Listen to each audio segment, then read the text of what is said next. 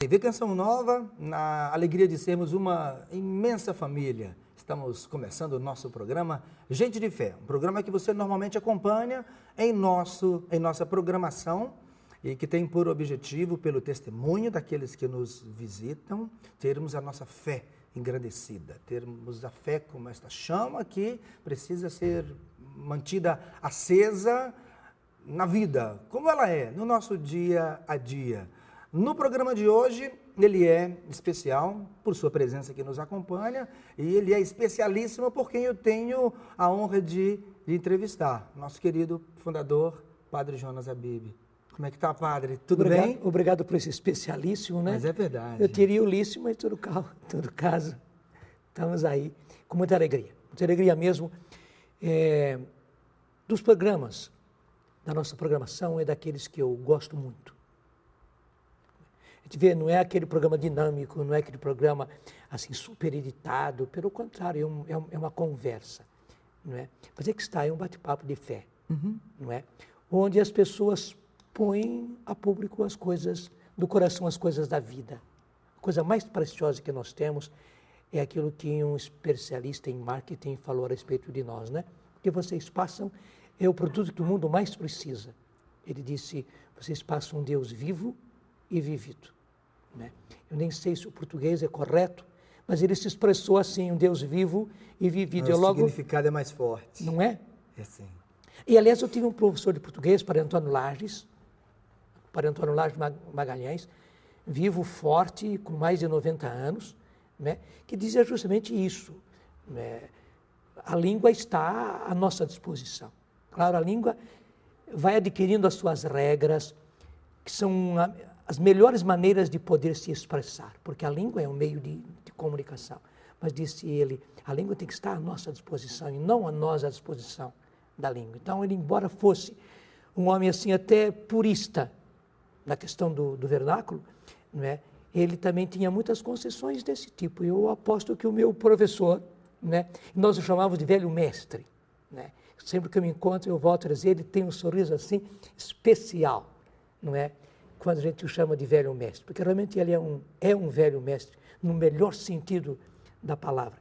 Então, eu tenho certeza que o meu velho mestre aprova essa maneira de falar, um Deus vivo e vivido. Vivido porque vivido por nós. Né? A gente vive esse Deus e ele se agrada com isso. E esta é a melhor maneira de testemunho. Quando a pessoa vem aqui para o Gente de Fé, eles abrem o coração. Perfeito. Né? Eles põem a vida à disposição. E essa é a melhor forma de evangelizar. Nós vemos Deus agindo na história deles. O meu inglês não é de boa pronúncia, mas para mim, sempre que acontece um Gente de Fé, é um love story. Uma história de amor. Sim, uma história de amor, do amor de Deus na história daquela pessoa. E não existe coisa mais evangelizadora do que Deus agindo no seu amor na vida de alguém. Padre Jonas, a respeito das suas preciosidades, quando o Senhor abre o tesouro da sua vida, o que existe de mais precioso que o Senhor vê e sabe que é preciso e que pode oferecer em especial para a igreja? A minha vocação, né? A graça do meu sacerdócio. Né? De tudo preciso dizer que o sacerdócio é uma graça, e para mim especialmente. É impressionante. De poucas pessoas eu ouço isso, mas não houve uma época na minha vida em que eu não quis ser padre. Desde que eu me conheço por gente, né, eu queria ser padre. Interessante, é uma coisa determinante. Né? Eu conto sempre que eu também sempre quis ter uma família. E não era uma família qualquer. Mas, ao mesmo tempo, eu queria ser padre. É interessante isso. Talvez por uma influência genética, né? Meu avô é do rito oriental e no rito oriental eles se casam. Né? Embora meu avô foi somente até o diaconato, ele não tornou-se sacerdote porque veio para o Brasil. Mas interessante, eu queria ter uma grande família, uma boa família, onde eu tinha certeza que eu seria um ótimo pai, entendendo-se esse ótimo, tudo aquilo que eu entendo por pai. Eu podia ser. E claro, porque eu podia ser, eu queria ser. Mas, ao mesmo tempo, eu queria ser padre. Isso não eram duas coisas dentro da minha cabeça. Né? Depois eu fui entendendo tudo a respeito do celibato, né? Aceitei numa Mas numa também boa. é bem provável que esta vocação para a família já dizia respeito à grande família que o Padre Jonas Exatamente. acabou constituindo, não na carne, mas no espírito. E há Não. quem diga que os laços do espírito são até mais fortes que os da carne. não é Exatamente. mesmo? E eu já estava me preparando, porque daí eu pego a segunda fonte da minha maior contribuição para a igreja, como você perguntou. Então, por um lado, é o meu sacerdócio, e por outro lado, é a Canção Nova como fundação. Né? A fundação, qualquer fundação, ela vem do coração de Deus. É uma vertente do coração de Deus para o bem da igreja. Né? O fundador é um mártir, porque realmente ele tem que dar vida, assim como a mãe, né, que se engravida, gera, dá à luz, amamenta, educa, cria. Né? A mãe é sempre mãe. Né? A mãe, até a morte e na eternidade, vai ser mãe. Né? O fundador é assim, ele dá vida e não tem outro jeito. Daí eu entender aquilo, não há maior amor do que aquele que dá a vida por aqueles que se amam. Então, a segunda vertente da grande graça com a qual eu posso contribuir com a igreja é a Canção Nova. Né? Essa fundação, essa vertente que veio do coração de Deus. E no fundo eu percebo que as duas se unem.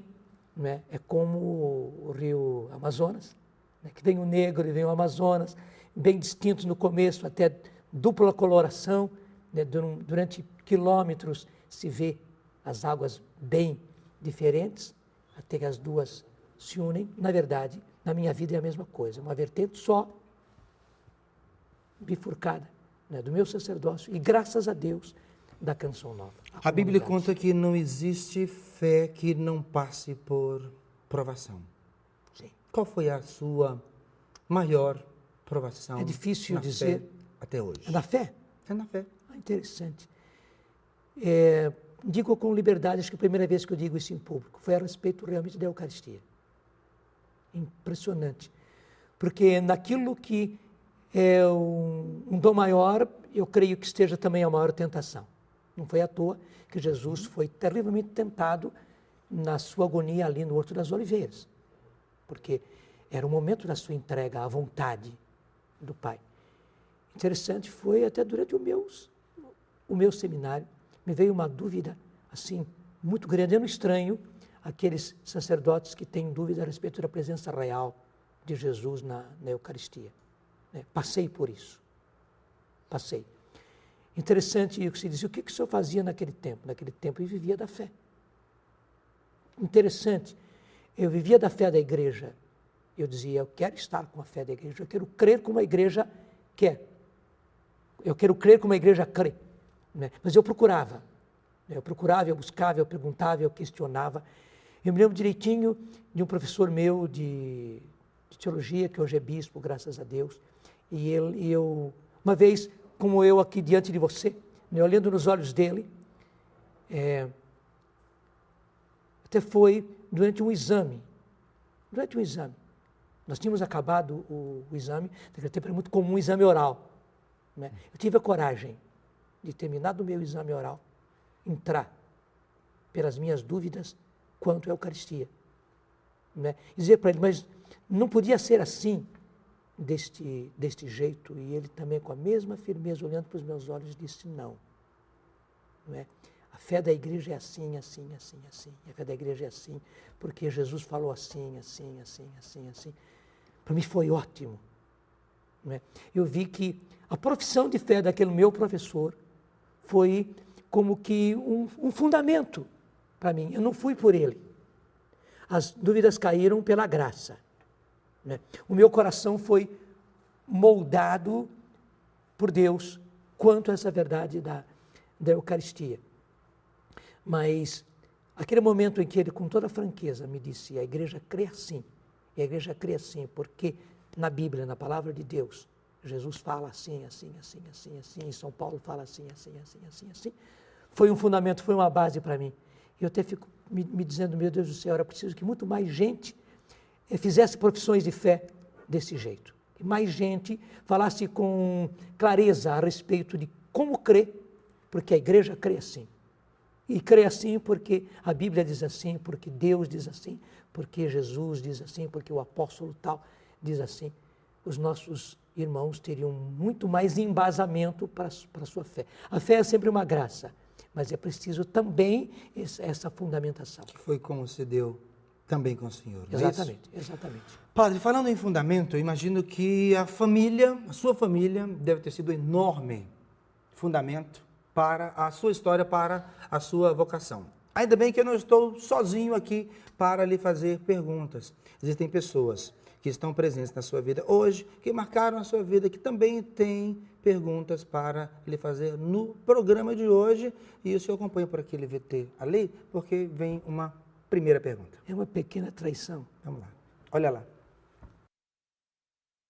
Jonas, meu querido, é bom estar aqui fazendo perguntas para você. E eu gostaria de saber como é que era você em casa no tempo de férias, com o pai, a mãe, nós, as meninas em casa. Como ficava seu coração nisso tudo? E a hora de você ir embora, como é que era? Porque a gente nunca queria que você fosse embora. Nós sempre queríamos que você estivesse ali com a gente. Como é que era isso dentro de você? É a coisa mais dura, viu, Marta? Eu sentia do mesmo jeito na hora de ir embora. Porque ali estava a minha vida, não é? E toda vez era uma dura escolha. Toda vez era uma dura escolha. Porque, é que está, eu queria ter uma família, uma grande família, uma linda família. A minha família era assim, não é? A pobreza, as dificuldades, os problemas enfrentados, nada disso era obstáculo. Né? Na minha família eu estava no meu chão. Né? Na minha família eu estava no meu habitat. Ali eu vivia. Não é que eu não vivesse no seminário, não é que eu não vivesse na casa religiosa, mas ali eu estava, no meu habitat. Então, era uma dureza ter que sair. Ainda bem que a minha família é daquele jeito, né? Que a gente vai se despedindo, depois vai para a porta, depois sai da porta e a conversa continua. Em casa ainda havia uma escadinha, né? A gente conversava na escadinha, né? Depois descia a escadinha, ainda tinha uma parte do quintal para chegar até o portão. E, na verdade, o que ele sustentava? O que me sustentava? Para seguir em frente. Era a vocação, era o sacerdócio. Eu queria ser padre. Né? E eu diria, como São Paulo diz, ai de mim se não for padre. Né? Era uma coisa mais forte do que eu, era do interior. Né? Seduziste-me, Senhor, e me deixei seduzir. E o Senhor foi maior e o Senhor acabou vencendo. Então, cada vez era isso mesmo. Né? O chamado ao sacerdócio era mais forte. E eu vi que eu tinha que fazer essa entrega, vez por vez. Portanto, teve valor. Né? Eu valorizo a minha vocação. A minha vocação tem preço. Ela custou o quê, em primeiro lugar?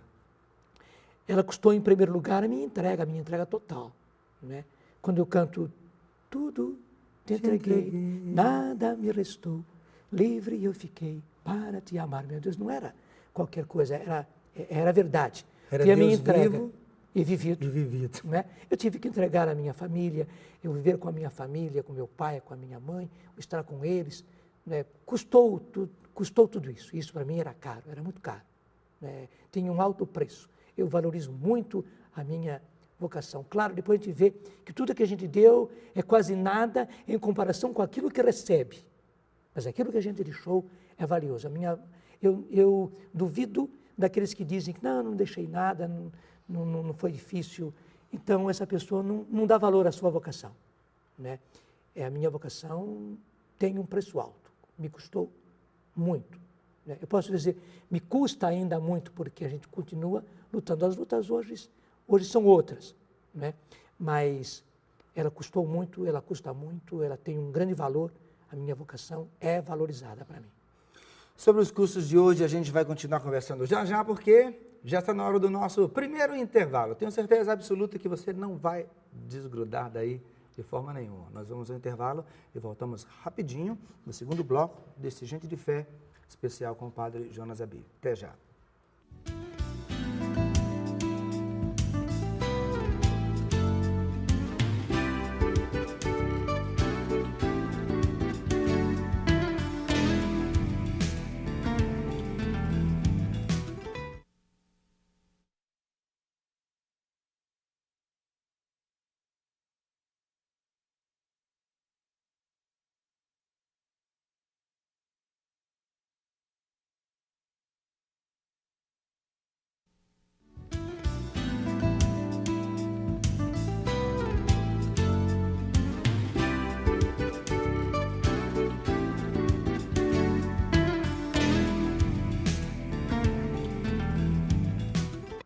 Continuamos com você no nosso Gente de Fé especial com Padre Jonas Habib. Padre Jonas, a Canção Nova é uma família.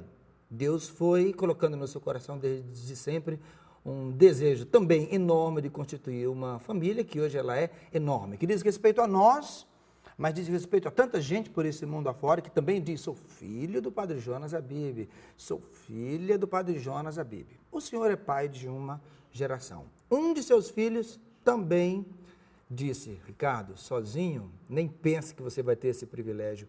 Eu também tenho uma pergunta a lhe fazer. Vamos acompanhar.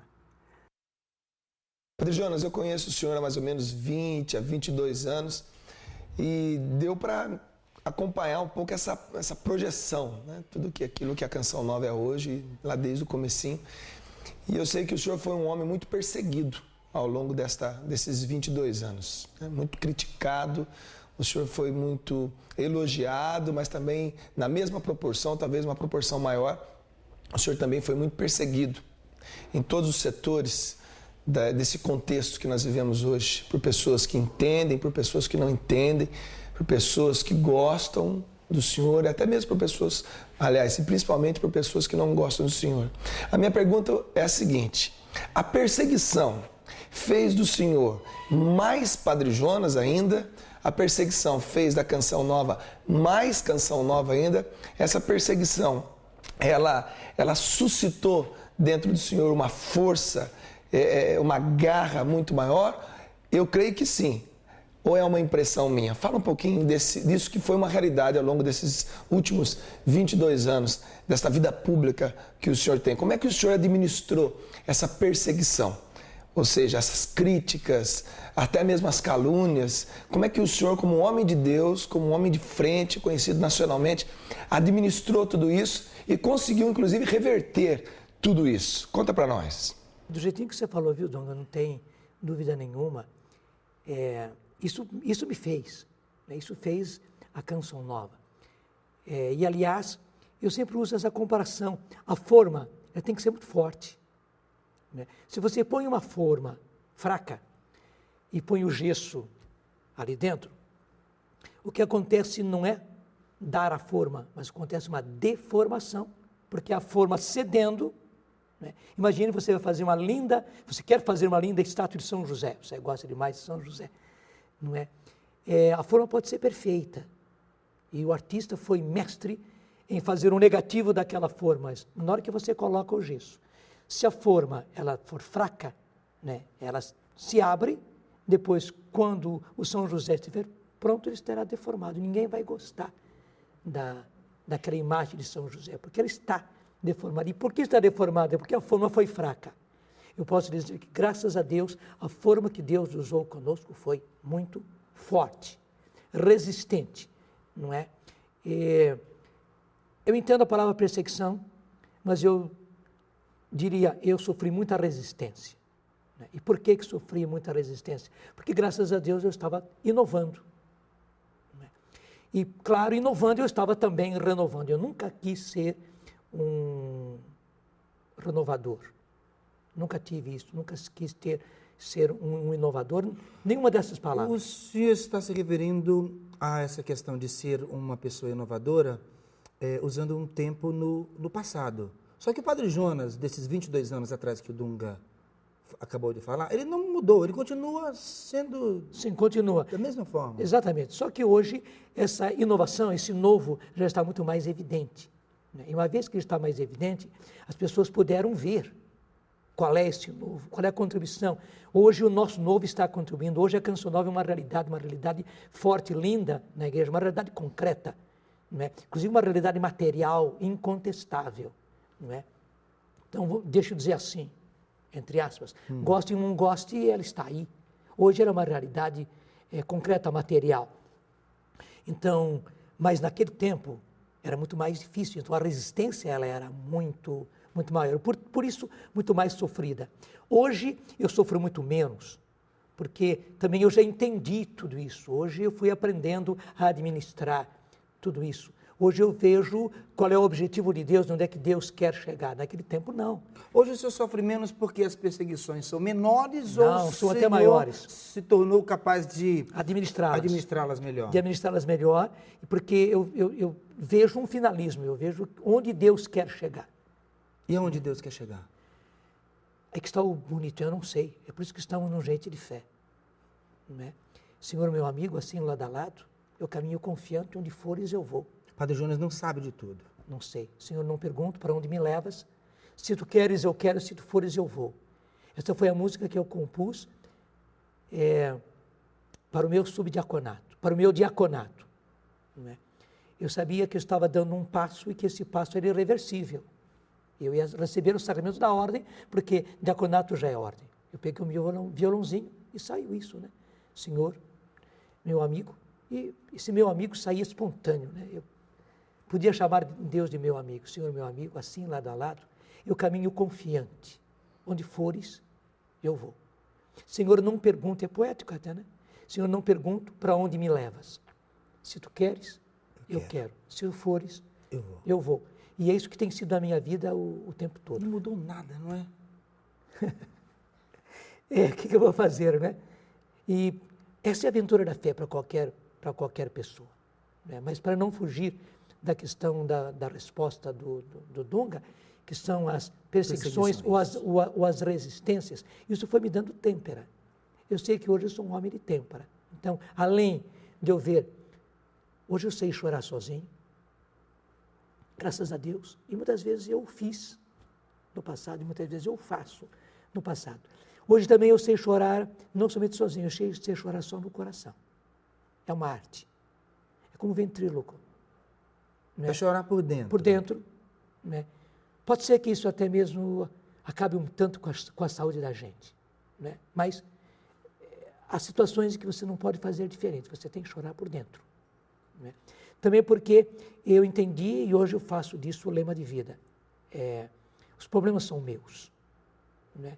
Eu diria então, Dunga, Ricardo, você que está me ouvindo agora, as perseguições são minhas.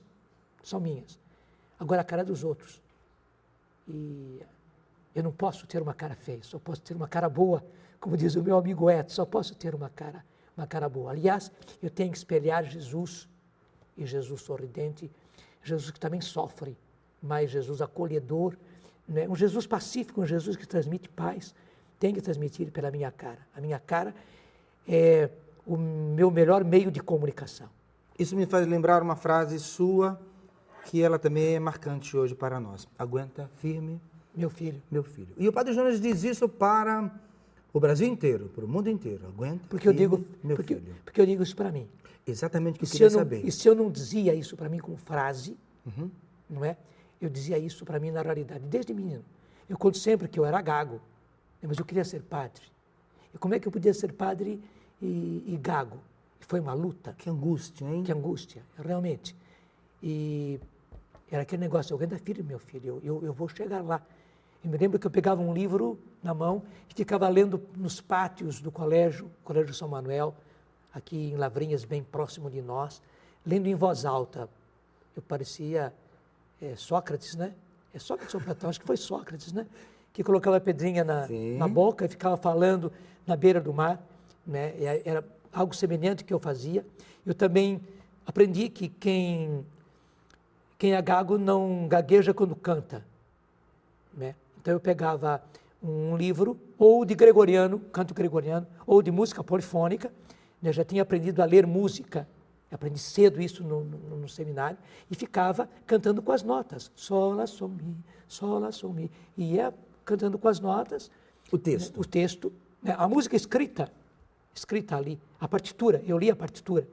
Né? E depois também ficava cantando o texto já com a música, pelos pátios do colégio. Para quê? Porque eu queria ser padre, eu não podia ser gago. Né? E graças a Deus, olha, hoje eu falo com uma rapidez. Isso é verdade. Até às vezes eu me atropelo das minhas próprias palavras.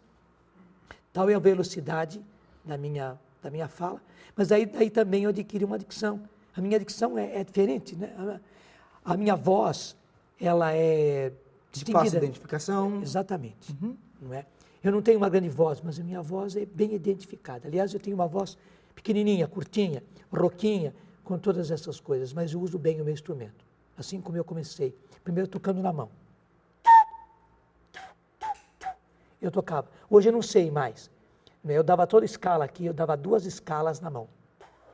E tocava músicas assim. Né? Esse foi o meu primeiro instrumento, porque eu precisava saber música. Porque eu via que o meu sacerdócio estava muito ligado à música. Sabe, essas intuições que você não sabe de onde vem. Foi por isso que eu fui para o seminário antes, cheguei no seminário no dia 3 de setembro de 1949. No dia 22 de novembro daquele ano, era a festa de Santa Cecília, na hora da bênção do Santíssimo, que foi um dia inteiro de festa. Santa Cecília era a grande festa no seminário. Na hora da bênção do Santíssimo, quando o padre estava dando a bênção, como acontece sempre na Canção Nova, eu disse para o Senhor, e veja, que conversa de menino, né? Senhor, se a música for útil para o meu sacerdócio, me dá a graça de eu aprender música. E foi assim. Perguntou sem gaguejar? Acho que sim. Era uma determinação, não é? E logo depois, eu estava entrando na banda, porque abriu-se vagas na banda de música, eu fui lá tocar requinta, fui aprender. E logo em seguida foi o coral e eu fui cantar já para o Natal, era 22 de novembro, faltava um pouco mais de um mês para o Natal. Precisava de reforço para o coral no Natal, lá fui eu fazer parte do coral, né, e nunca mais saí do coral. E quando entraram as férias, nós não saímos do seminário, né, no mês de janeiro, entrava eu para tocar piano, Deus começou. Né? Então foi assim na minha vida. Né? E aliás, o próprio padre Júlio Comba, que foi o meu mecenas, né? Porque ele me viu tocando na mão. O padre Júlio Comba sempre se engana, dizendo que eu estava tocando uma flautinha. A flautinha foi depois. Não é? Eu tocava na mão mesmo. Na mão. A banda estava tocando e eu tocava as músicas da banda na mão. Né? Ele ficou prestando atenção. Né? Eu nem notei. Ele disse, esse menino tem jeito para a música. Padre Jonas, falando um pouquinho desse tempo de pessoas, inclusive, importantes na sua história, um velho amigo também seu fez questão de participar e tem uma pergunta para lhe fazer. Vamos lá? Padre Jonas, daqui do Colégio São Joaquim Unisal, onde nós trabalhamos juntos na pastoral, no começo da década de 70, eu me lembro como nós andávamos, às vezes, juntos, pelos campos aqui do Vale, procurando um lugar onde você pudesse reunir o seu povo, os jovens que o seguiam. Depois, quando você esteve em Campos do Jordão, tentando se curar, em todas aquelas circunstâncias, algumas alegres, outras mais tristes, você teria uma ideia daquilo que Deus estava reservando para você, das coisas que estão acontecendo hoje? Nenhuma, Padre Mário. Nenhuma mesmo, e para todos vocês que ouvem. Aliás, o Padre Mário é um outro velho mestre, né? Eu já conheci o Padre Mário, mestre, professor.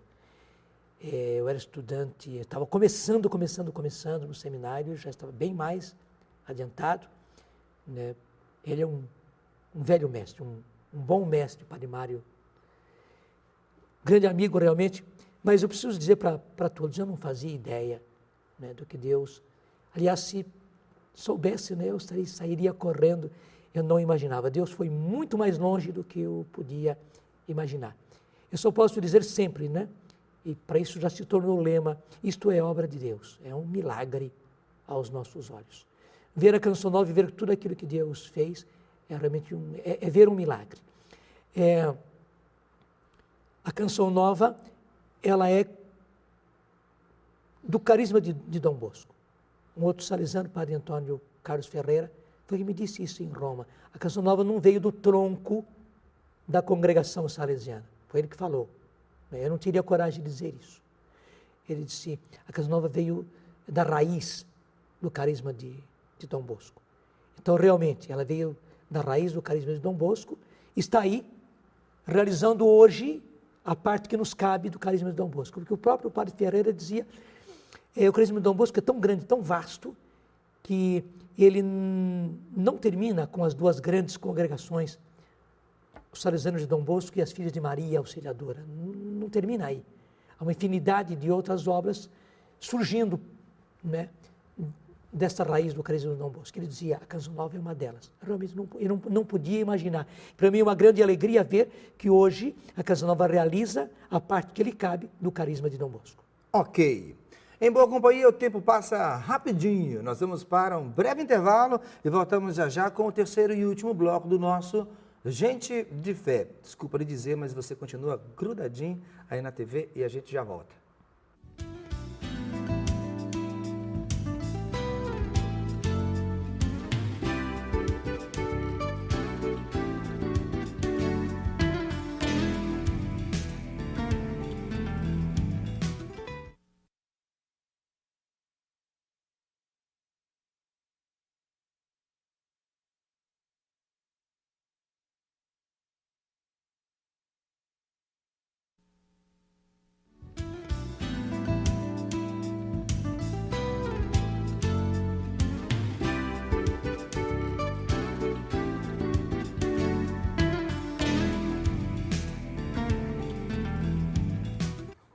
Nós estamos de volta com você no nosso Gente de Fé. Eu estou entrevistando o padre Jonas Habib, num dia especial para todos nós.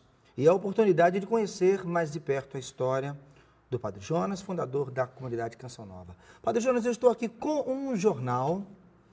Ele foi impresso, nem sei Mimeografado. como. Isso, obrigado. Ele foi desde o começo do programa eu estou curioso para saber do que se tratava. A razão de eu estar com esse jornal aqui, porque ele é um jornal da Canção Nova, sim, do Movimento de Jovens Cristãos de Lorena, datado de 1º de abril de 1973. Nesse jornal, Dom Antônio Afonso de Miranda, hoje bispo emérito em Taubaté, era bispo nessa oportunidade aqui em nossa diocese em Lorena. É nesse jornal que, numa entrevista, Dom Antônio faz uma referência ao padre Jonas Habib, admirando o trabalho que o padre Jonas faz com os jovens e dizendo que se os jovens perseverarem unidos durante esta orientação, vocês poderão ser dentro da cidade coisa muito boa para a juventude e serão um fermento no meio da massa. Foi nessa época que o padre Jonas recebeu de Dom Antônio o mandato de levar adiante o documento pontifício de Paulo VI, o Evangelho Nunciandi? Sim, foi nesse tempo, claro, um pouco mais na frente, né, 3 anos depois, porque foi somente em 76 que veio esse documento, não é? Mas faz parte dessa época. Dom Antônio passou muito rapidamente por Lorena. Eu me lembro que eu estava chegando em 1970 e Dom Antônio estava chegando também. Né? E quando nós começamos a comunidade, Dom Antônio saiu. Eu vejo que Dom Antônio foi o homem que Deus colocou na diocese de Lorena, naquele tempo, para o nascimento da Canção Nova. Ele era alguém capaz de entender isso. Ele era alguém capaz de fazer o desafio que fez para mim, para que a Canção Nova surgisse. Ele tinha suficiente compreensão e discernimento e determinação para aceitar as grandes dificuldades que a Canção Nova padeceu naquele seu início, porque nós não éramos entendidos. Aquele negócio daqueles grupos de jovens, aqueles encontros de jovens, nós correndo para baixo e para cima procurando uma casa onde estar, nós nos aventurando para uma casa de fazenda, depois nós nos aventurando a construir uma casa. Né? Dom Antônio teve que ter até, desculpa a expressão, teve que ter peito, né? Porque até mesmo entre o clero, né, isso não era entendido. Mas ele lhe deu suporte para que... O suporte suficiente. O senhor desse continuidade. Eu me lembro que numa reunião aberta, não foi numa reunião fechada, não, mas numa reunião aberta, por isso eu estava presente também, Dom Antônio pôs a público, entre os padres da diocese, essa situação. E nós construímos uma casa. Eu me lembro que os votos foram quase todos eles negativos, no sentido que era uma grande preocupação para eles, que nós íamos começar e não íamos terminar. Claro, eles tinham razão, porque quem era eu para construir uma casa? Uma casa de encontros, uma casa grande, uma casa que pudesse ter pelo menos 100 pessoas né, vivendo um encontro ali dentro. Eu não tinha meios, não tinha mesmo. Eu diria, pela lógica humana, eles tinham toda a razão. Mas é impressionante, o bispo sempre é uma pessoa inspirada por Deus. Ele tem a visão de Deus, né, e não simplesmente a visão. Ele é um episcopus, ele vê na frente. Ele tem o olho lá na frente, dado por Deus mesmo. Então, eu me lembro que Dom Antônio teve que ter pulso para, apesar das ideias contrárias, das opiniões contrárias, ele dizer, não, eu considero, porque ele colocou para receber justamente apoio, mas ele viu que foi o contrário. Ele teve que ter um comportamento oposto. Daí ele opôs resistência e disso. Eu vejo o Padre Jonas vai conseguir. O senhor teve medo? É que está. É como aquela pessoa que é equilibrista, está na corda bamba e não tem retorno, já está na corda bamba. Então, dá aquele friozinho na barriga, mas eu nem chamaria isso de medo. É o friozinho na barriga que dá. Já dava para cantar, não dá mais para voltar nessa época? Já dava. Dava sim, porque o mar é Deus e o barco sou eu. Né? E o vento forte que me leva para frente é o amor de Deus. O Nelsinho captou realmente o que era o meu coração, o que é o meu coração, e pôs isso em letra e depois em música. Era Deus mesmo me empurrando atrás. Eu estava na corda bamba, né? Eu não sabia para onde eu estava indo, e o pior é isso, você está na corda bamba, não sabe para onde vai, mas tem alguém empurrando você por trás. Mas interessante, esse alguém que empurra você por trás está na sua frente também.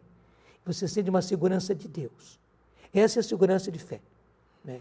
Esse é um tema para um outro gente de fé. Estou vendo que esse aqui vai ser pequeno para explorar um pouquinho, porque a própria Verinha, que é a nossa formadora mestra, na Canção Nova, ela diz que eu sou como aquela pedra em que Moisés teve que bater para sair água, né?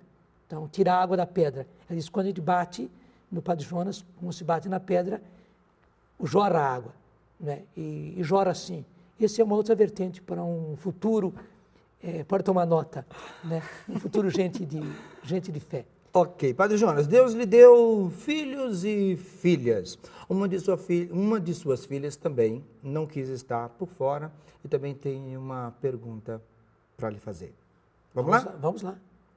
Padre Jonas, a sua vocação é um presente para todos nós, especialmente a sua vocação sacerdotal. O Senhor é pai da comunidade, é pai de toda uma geração.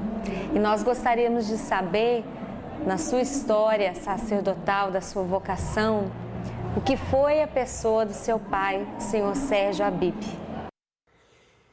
Eu disse uma vez numa palestra e alguém colheu a frase e me deu de presente num bordado, né? A minha vocação se alicerça na firmeza e na honradez do meu pai. Se houve alguém que viveu antes de mim e melhor do que eu, aguenta firme, meu filho, foi meu pai. Né? Porque aguentar o casamento que ele aguentou, né? É para um santo. Não é que minha mãe fosse difícil, mas foi um casamento difícil, porque eu conto sempre, e quero fazer isso sempre com simplicidade. Minha mãe era filha do terceiro homem da cidade. Havia os dois turcos, como eles chamavam, né? O Rashid e o Maluf, e depois vinha o meu avô. E meu avô teve essa fortuna toda porque também ele era muito trabalhador. E chega o meu pai na cidade, e pedreiro, simplesmente pedreiro. Ele veio para ser telegrafista, mas ele não aguentou, né? Porque desde menino, desde os 7 anos, ele sempre teve uma vida dura, e então ele voltou a ser pedreiro, né? Se pelo menos ele fosse telegrafista, era uma coisa, diríamos assim, um pouco mais nobre, que daria mais futuro, né? Mas quem daria futuro para um pedreiro que chega na cidade? Esse devia ser o meu pai, pelos desígnios de Deus. A maior construção do meu pai fui eu mesmo, junto com os meus irmãos. Eu não me ponho acima, mas a melhor construção do meu pai, para mim, claro, fui eu, né? E daí toda a Canção Nova. Meu pai é um exemplo, e minha mãe também. Eu falo da minha mãe como aquilo que a Bíblia diz a respeito de Jesus, homem das dores, experimentado no sofrimento, né? Minha mãe também é uma santa nesse sentido. Mas uma vez que a pergunta é o meu pai, que aliás quem fez, né? Uma excelente filha, né? Que eu tive a graça de dar a você. Porque é assim também na Canção Nova. Assim como eu dei você para a Eliana, eu pude dar a Eliana para você, porque você nunca viria do seu Ceará para cá para conhecer a Eliana e casar-se com a Eliana. E a Eliana nunca sairia do seu Rio de Janeiro, né? Da cidade de Resende, para se encontrar com você, casar-se com você. Então, meu pai é um grande exemplo, meu pai foi um grande construtor, ele construiu a minha vocação. Eu só posso dar graças a Deus por aquilo que meu pai é. A têmpera que eu tenho também eu devo ao meu pai. As mãos dele eram mãos calosas. Sabe, quando meu pai fazia um carinho, doía. Porque a gente teve que se acostumar com o carinho áspero da mão das mãos calejadas do meu pai. Porque meu pai era de trabalhar de sol a sol. Porque, como eu conto sempre, além de ele trabalhar nos dias comuns, né, também nos finais de semana, também fora do período de serviço, meu pai trabalhava, indo e ajudando na construção das casas, dos telhados dos irmãos atendidos pelos vicentinos, né? O que hoje faz o padre Roberto com a Toca de Assis, né? Teve também precedentes na minha vida, porque meu pai ia para cobrir as casas dos irmãos de rua, né? Que mal e mal tinham uma casa, eu diria, um casebre. Meu pai se dedicava a eles. Meu pai foi um grande construtor, né? A homenagem que nós recebemos, que não fui somente eu, que nós recebemos em Brasília, comoveu toda a minha família e a mim grandemente, porque meu pai meu pai é um grande homem, né? Porque os que estão em Deus não foram, eles são. Meu pai é um grande homem, ele não somente construiu o palácio onde hoje o presidente da República despacha, né? Onde ele trabalha durante as horas todas do dia. Meu pai construiu aquilo. Meu pai construiu a primeira sala cirúrgica do coração do Brasil, lá na Beneficência Portuguesa. Foi ele quem construiu, né? Não vou por aí, porque senão eu me comovo demais, mas a linda construção ele fez para Deus, ele fez para a nação, ele fez para a saúde brasileira, tão sofrida, ele fez para a igreja. A mais linda construção da igreja que ele fez, para a igreja que ele fez, chama-se Padre Jonas Habib, chama-se Canção Nova. Padre, a Canção Nova, ela já foi citada no início da nossa entrevista como dois grandes tesouros da sua história. Qual foi o bem maior que a comunidade que foi surgindo, dos jovens que foram chegando, qual foi o bem maior que esta comunidade foi realizando para a igreja? Na sua história. Na minha vida? Na sua história, na sua vida pessoal. Tá bom. É a mesma coisa. A coisa mais linda que a Canção Nova deu para a igreja foi homens e mulheres vivendo em sadia convivência. A coisa mais linda que a Canção Nova deu a mim, Padre Jonas, foi homens e mulheres vivendo em sadia convivência. Isso vem de uma intuição da minha mãe. Minha mãe me chamou uma vez na cozinha. Interessante, as grandes conversas com a minha mãe aconteceram sempre na cozinha. As grandes conversas com meu pai aconteceram no quarto, sentado na cama. Isso é um outro programa, Gente de Fé. E minha mãe me chamou na cozinha e me pôs sentado, era assim. E eu ficava sentado, ela não. Ela ficava andando pela cozinha, mas eu sentado. Ela pôs sentado? Ela me pôs sentado. Né? Ele fazia isso naturalmente, não é uma coisa forçada, mas naturalmente ela me punha sentado. Jonas, senta aí. Era desse tipo. Né? Quando eu vi, eu estava sentado, né? E ela disse para mim, você nunca conviveu com as suas irmãs. Quando você foi para o seminário, a sua irmã, a primeira, a Maria, ela estava no berço. Todas as outras nasceram, você já estava no seminário. Então, elas não conviveram com você, não você conviveu com elas. Vai chegar um dia que você vai precisar muito delas. Elas vão precisar muito de você. E se elas não forem suas irmãs, se você não for irmão delas, como é que vai acontecer? Então ela diz, você precisa aprender a tratar muito bem as suas irmãs. Você precisa conquistar o tempo que você não teve com elas, para que elas sejam suas irmãs e você seja o irmão delas. Eu entendi. Minha mãe não precisou falar muito, eu estou emocionado e por isso estou trupicando nas minhas palavras e está mesmo nas minhas ideias. E eu entendi perfeitamente, eu fui fundo e caprichei em tratar muito bem as minhas irmãs. Minhas irmãs sabem, elas podiam estar aqui e testemunhar como eu fui muito carinhoso com elas. Eu aprendi a viver com irmãs.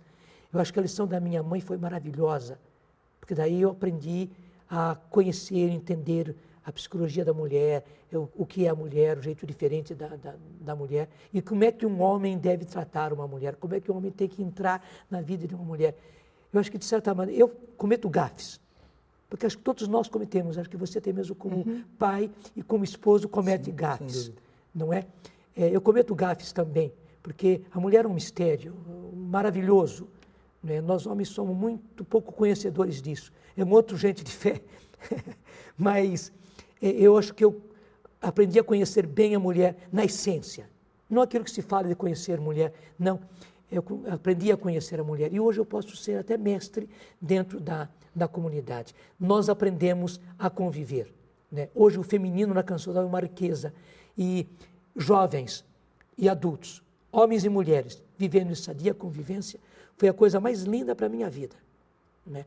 Porque eu hoje sou muito mais maleável, eu tenho têmpera, mas ao mesmo tempo eu sou muito maleável, eu sou barro mole nas mãos de Deus, nas mãos do povo.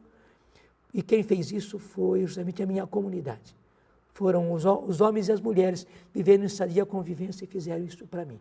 E a maior contribuição da Canção Nova para a igreja é isto. Era uma coisa que naquele tempo era uma coisa impensável, né? Nisso eu inovei, graças a Deus. Deus me deu a graça de inovar. Hoje é uma coisa até comum, mas homens e mulheres vivendo, mas vivendo mesmo em sadia convivência é uma novidade na igreja. Padre Jonas, de fato, por aquilo que nós estamos conversando e as coisas que foi anotando, nós teríamos, de fato, muitos outros programas, Gente de Fé. Isso já é uma dica e tanto para a nossa equipe, que nós nos preparemos para uma série de programas que dá oportunidade para nós da Canção Nova e para esta família que é a Canção Nova e que, como eu disse no início do programa, que são filhos seus. E eu me ponho à disposição, porque eu sei que sou muito melhor falando do que escrevendo, e quando batem na pedra, jorra. Perfeito. No finalzinho do programa, a sua definição pessoal de fé, qual é? É fazer aquilo que se diz que Moisés fez.